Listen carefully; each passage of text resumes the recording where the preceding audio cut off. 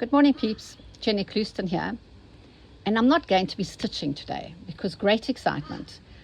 I teach today at home, and then after that, I'm going to get on an aeroplane and I'm flying off to Sydney to see my daughter and her partner for 5 days. And then from there, I catch a cute little train to the Bungendore station, and I'm staying with my son and his wife and my 4 grandchildren for nearly a week, beside myself with excitement. But that does mean I need to have sewing stuff because, you know, time on the aeroplane, blah, blah, blah, there's many hours that I can stitch. So what I'm going to do, the one thing that I'm going to do, a few years ago, I made a whole pile of these kind of lozenge shapes out of reproduction Civil War fabric. So I've got them, and I'm not going to start a new English paper piecing project because that would be too much for the brain. So what I'm going to do is I'm going to cover some, you know, lighter creamy colors, shirting fabrics for around each lozenge, whatever.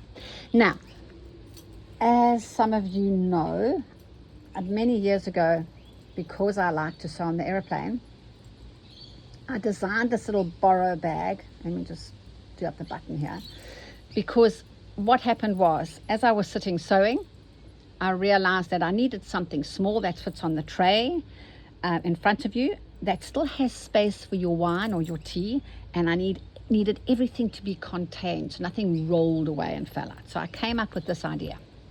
So on this side over here, I have a pocket to keep my thimble and my ring cutter.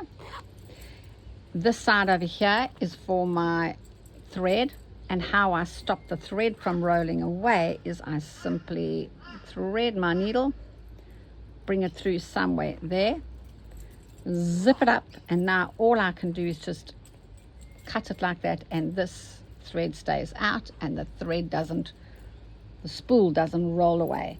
And inside here, this takes an enormous amount of papers and fabric. So I will fill this up before I go with some fabric. So that is my English paper piecing little kit.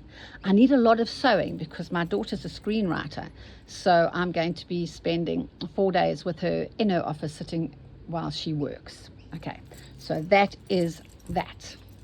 Then I'm also going to take some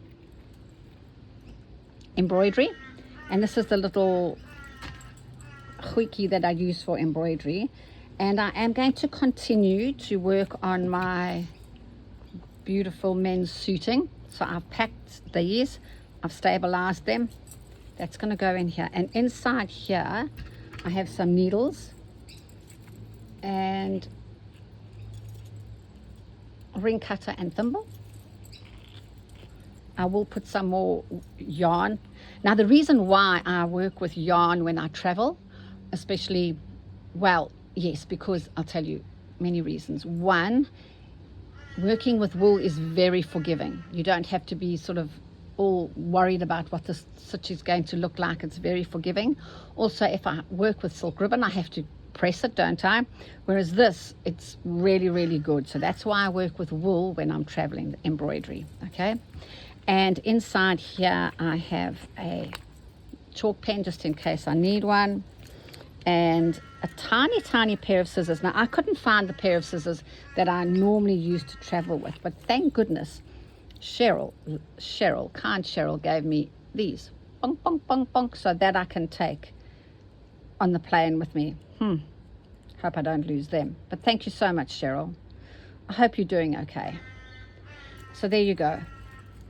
That is what I'm going to pack with me for my embroidery. I won't put this back again. And also what I've also taken is obviously a whole lot of wool, which I've just decided to work with these colors, so that's what I'm going to take with me. And also I've snuffled one of these kits that I sell of men's suiting, so I have put some stabilizer on that, and then I will use this and I will piece it and place it and use this to embroider. So I know you think it's a lot for me to take, but there's a lot of many hours, and I'm quite fast. I have to confess, I work quite quickly.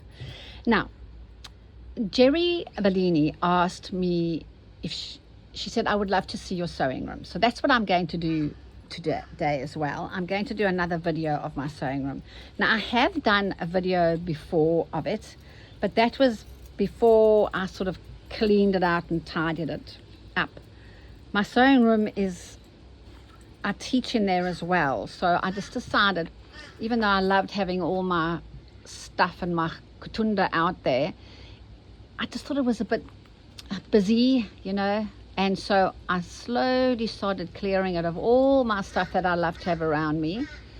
And so it looks a little bit different from my last video. So Jerry, after this, I will post the video of the sewing room. Now, I have got a few videos stored of my daily stitching, and if I'm in the mood and if I remember and if they're not too bad, I will post them during the 2 weeks that I am not here. But as I said, I don't know what kind of, you know, if they're good, if they're bad, or whatever. But thank you so much for your time, and I will, Jerry, the sewing room is coming up now. So here we are, Jerry in my sewing room.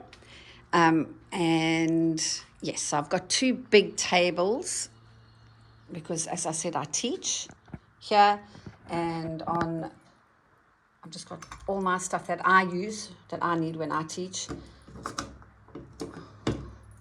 Zulu beaded coasters from South Africa, a little thing to keep their little bits, their orts in. So each table has one of those. Now, as I said before, this was just full of shelves and everything, and I kept everything, all my bits and pieces and my collections. But I don't do that anymore because I think it's better this way with just my work and no kind of, you know, paraphernalia and goedjies everywhere. So that is my crazy quilt, that from my first book. Yep. And so I've just got my work on the walls here in my studio, sewing room. And simply, I hope I'm not going too fast.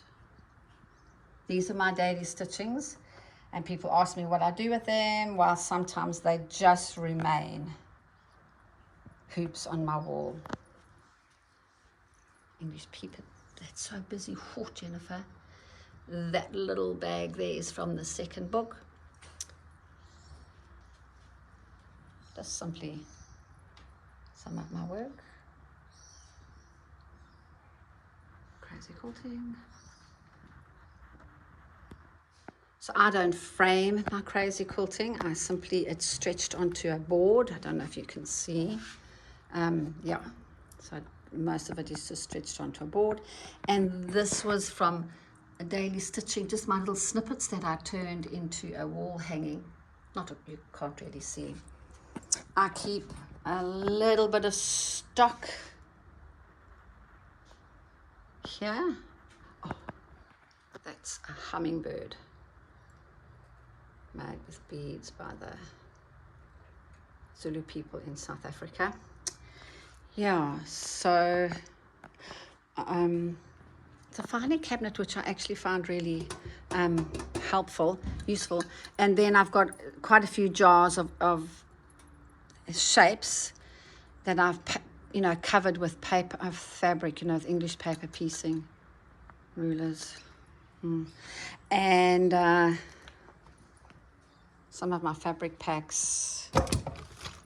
This quilt behind here, which is quite rotting, it was one of the very first English paper piecing quilts I ever did as a young mom, and I don't know, it's kind of special, that quilt. So on the table I have got work in progress, and this is the baby quilt that I've really got to get done for in 2 months' time. And these are quilts that are ready to be quilted. Ugly sort of ironing thing, but those mats work well for ironing because this is the ironing station. And then on this side over here is all the pages from my flower book that I turned into a quilt. So there's the twigs, cast on, roses. You get the idea. And so all I did was I just turned it into a wall hanging. Over there, hanging over there are the hair straighteners to straighten your ribbon. I've got some artwork of my grandchildren on the side over here. My weights, just sort of miniature and thimbles. Lots of these my daughter actually did when she was little. Some of my embroidery. And that is a wool and mensel tie project that I did a few years ago. All right, so there you have it. Jerry, that's my sewing room. It's me, my dad, my mom, my beloved parents, my brother, me, miss them. And then on this little couscous from South Africa, I have just a little bit of paraphernalia. Darning mushrooms, lovely Jane gave that to me. My granddaughter gave that to me for Christmas. And it's just, as I said, all my daily stitching. It tells a story. These bags are projects from my second book. And on here, it's simply just little bits and pieces of my work. My beloved dad. A little statue that my daughter did when she was very, very little. Yep. That cute basket, I don't know why. I love this basket so much. This one is also, the pattern is in my second book, the project book. Oh, I love that. I don't know why, I just like it. All right, well, that's it then for now. And once again, thank you so much for your time. And bye for now. Just a little reminder that this pattern is available on my website, and I will put the link down below. I'm getting excited.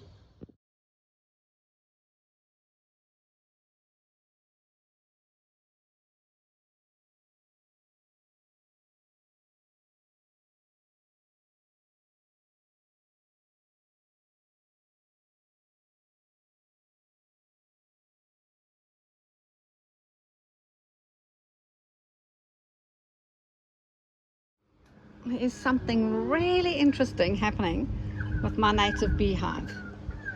Look at that. I think there must be another hive taking over. It's millions. They were all fighting and kind of killing each other a while ago. Busy, busy.